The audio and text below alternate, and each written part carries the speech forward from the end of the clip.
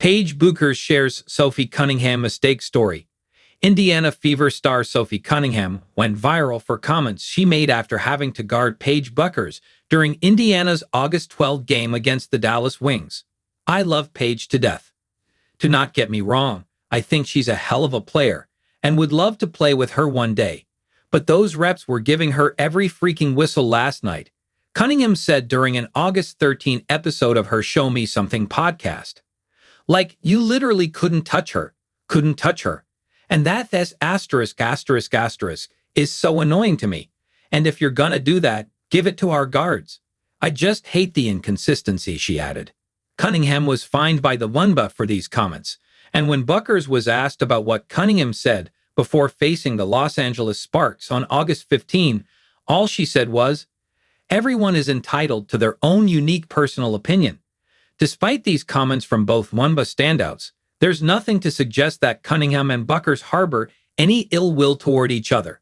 In fact, Cunningham saying that she would love to play with Bueckers at some point shows that she holds the 24-year-old in high regard.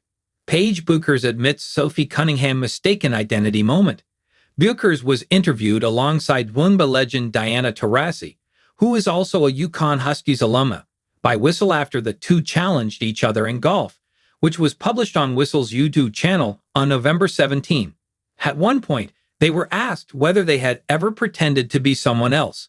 Both Bueckers and Taurasi responded with, "I have," and then Taurasi turned to Bueckers and asked, "What if someone thought you were someone else, and then you went along with it? Does that count?"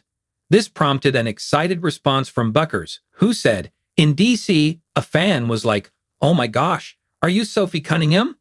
Bueckers and Cunningham really do not look very similar, despite both having blonde hair.